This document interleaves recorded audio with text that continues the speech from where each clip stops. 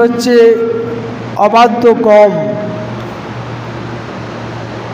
বা আনওবে কমিউনিটি।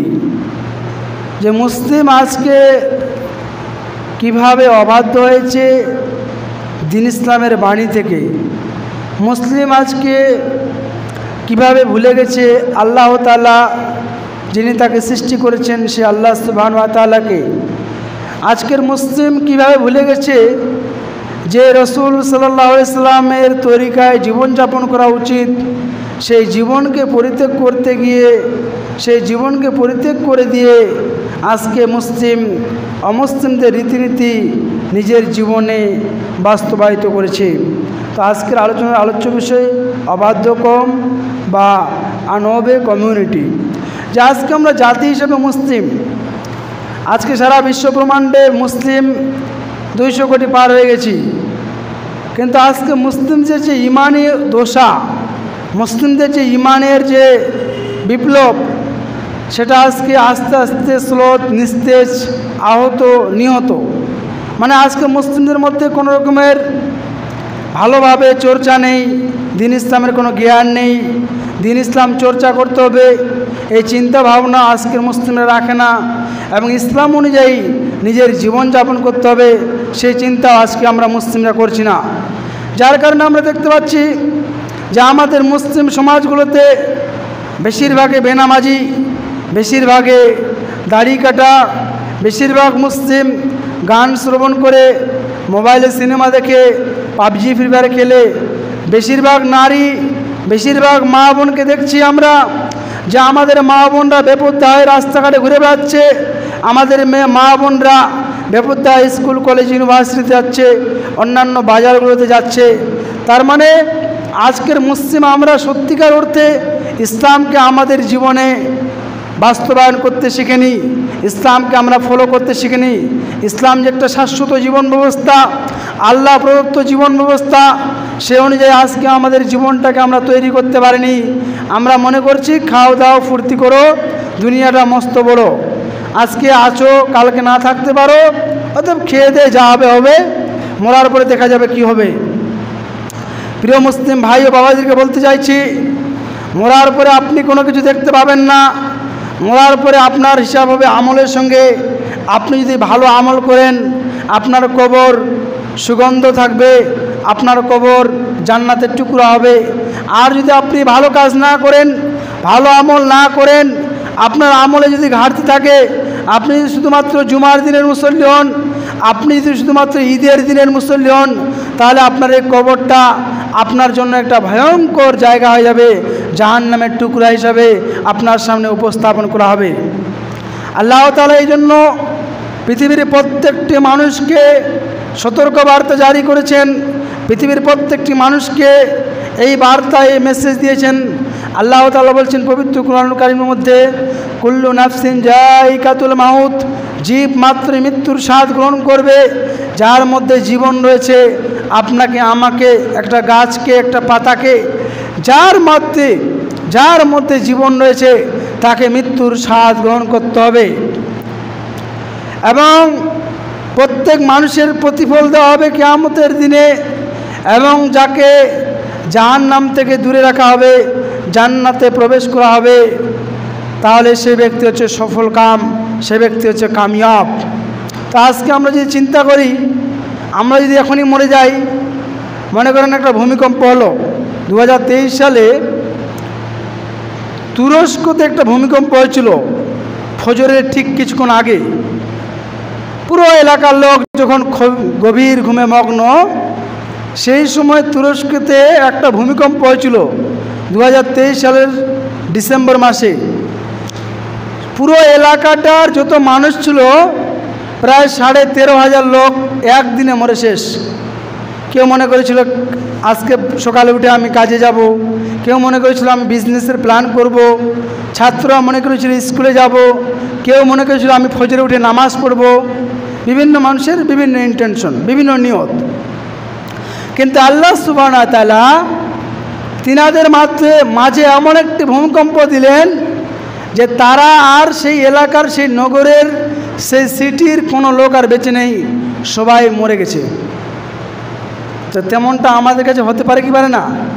আজকে আমরা এই টিকাপাড়া, কাশিবাড়ি, বাগানবস্তি, কাঁঠালবাড়ি গ্রাম রয়েছি, আল্লাহ এমন একটা ভূমিকম্প দিল যে আপনি আমি আমরা সবাই মরে শেষ, কেউ বেঁচে নাই। তো এরকম যদি একটা পরিস্থিতি হয়, এরকম যদি অবস্থা হয়, আপনি আমি এবার চিন্তা করি যে আমরা কি জান্নাত যেতে পারবো? আমাদের যেটুকু আমল রয়েছে আমরা যদি এক্ষুনি মরে যাই, আমরা কি জান্নাত যেতে পারবো কি পারবো না? মা বোনরা আপনারা শুনুন, যে আমরা যদি এই মুহূর্তে মরে যাই তাহলে কি আমরা জান্নাত যেতে পারবো কি পারবো না? কারণ আমরা অধিকাংশ ক্ষেত্রেই ইসলামের 5টি যে খুঁটি রয়েছে, স্তম্ভ রয়েছে, তার মধ্যে কালেমা পড়ার পরে 2 নম্বর খুঁটি হচ্ছে ইকামিস সালাত, সালাত প্রতিষ্ঠা করা। সালাত প্রতিষ্ঠা করতে হবে, নামাজ পড়তে হবে। শুধু আপনি নিজে নামাজ পড়বেন এটা নয়, আপনার ছেলে মেয়ে সবাই মিলে নামাজ পড়তে হবে। আপনার গ্রামের 50 জন লোক নামাজ পড়ে 5 জন, বাকি 45 জনে নামাজ পড়ে না। আপনার গ্রামে 500 জন লোক নামাজ পড়ে 100 জন, 400 জনে নামাজ পড়ে না। আপনার গ্রামে একটা পরিবার 10 জন লোক নামাজ পড়ে 2 জন, 8 জন লোক নামাজ পড়ে না। এটা নামাজ প্রতিষ্ঠা করা হলো না। আল্লাহ রাসূল সাল্লাল্লাহু আলাইহি ওয়াসাল্লাম বলছেন ইকামিস সালাত, সালাত প্রতিষ্ঠা করতে হবে। তার মানে আপনি নামাজ পড়ছেন, আপনার পাড়া প্রতিবেশীকে, আপনার বন্ধুকে, আপনার দোস্তকে, আপনার গ্রামের কোনো ভাইকে আপনাকে নামাজের দিকে তাকে আহ্বান করতে হবে যে হে ভাই, আপনি আমি এই পৃথিবীতে চিরকাল থাকবো না। এই দুনিয়া ক্ষণস্থায়ী, আজ আছি কাল নেই, এখন আছি একটু পরে নেই, জোরে এসেছি আসরে থাকতেও পারি না থাকতেও পারি। অতএব আমাকে আল্লাহ সুবহানাহু ওয়া তাআলা জীবন দিয়েছেন, আল্লাহ আমাদেরকে মৃত্যু দিবেন। অতএব এই জীবনটাতে আমি যা আমল করব তার প্রতিদান পাবো কিয়ামতের মাঠে, তার প্রতিদান পাবো পরকালে, তার প্রতিদান পাবো আখিরাতে। অতএব আমাকে এই জীবনটাকে সুন্দর সুন্দর করে গড়ে তুলতে হবে। এই জীবনে থাকবে না কোনো সুদ ঘুষের ব্যবসা, এই জীবনে থাকবে না কোনো হারাম কাজের সঙ্গে যুক্ত থাকা, এই জীবনে থাকবে না মোবাইলে কোনো নগ্ন নারীকে ভিডিও দেখা, এই জীবনে থাকবে না বেনামাজি, এই জীবনে থাকবে না কোনো অশ্লীল অন্যায় গর্হিত কাজের সঙ্গে যুক্ত থাকা। আমাদের এই জীবন থাকবে 5 ওয়াক্ত নামাজে, আমাদের জীবন রঙিন থাকবে। আমাদের জাকাত দেওয়ার সামর্থ্য হলে জাকাত প্রদান করব, হজে যাওয়ার সামর্থ্য হলে হজে যাব। আরও যে সমস্ত ইসলামের হুকুম আহকাম রয়েছে ছোট বড়, সেগুলো আমাদেরকে আমাদের জীবনে লালন করতে হবে, পালন করতে হবে।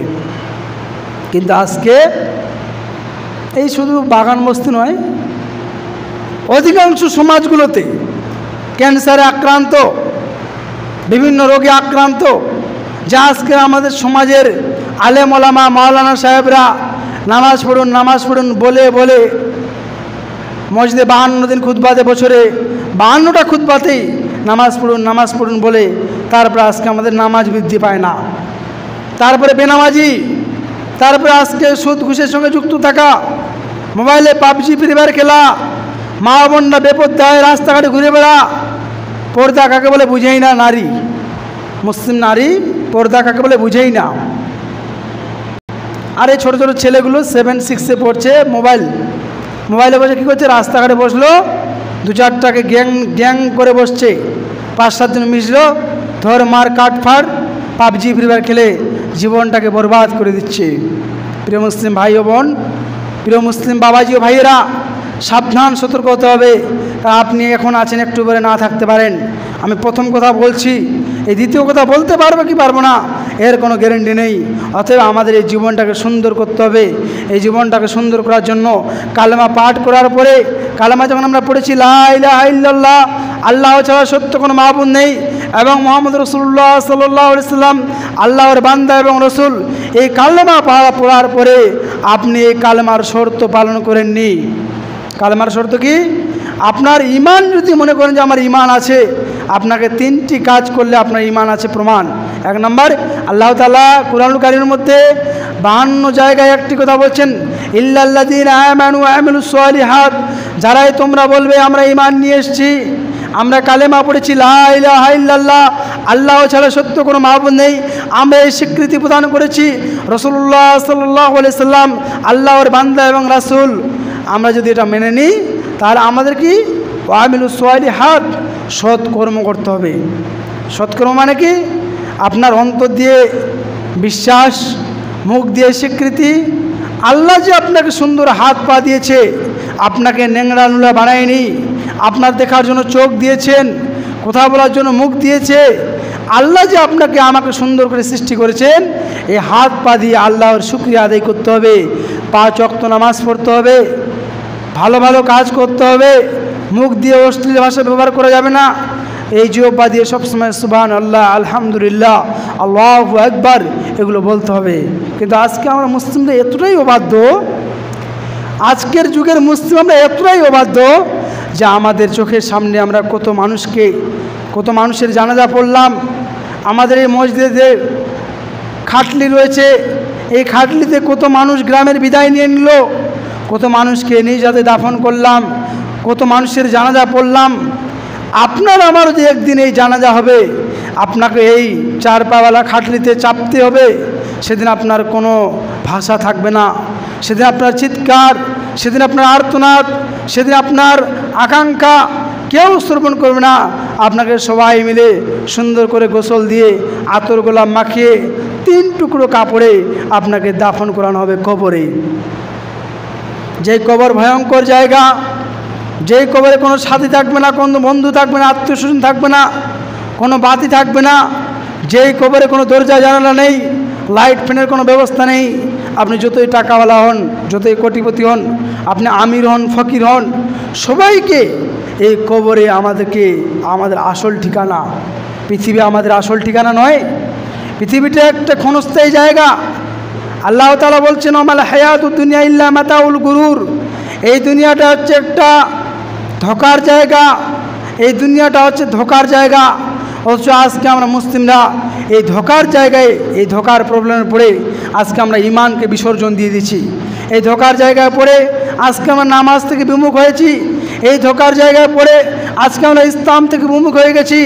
শুধু টাকা চাই আর টাকা চাই, গাড়ি কিনতে হবে, বাড়ি করতে হবে, জমি জায়গা কিনতে হবে, আরও অন্যান্য কাজ করতে হবে।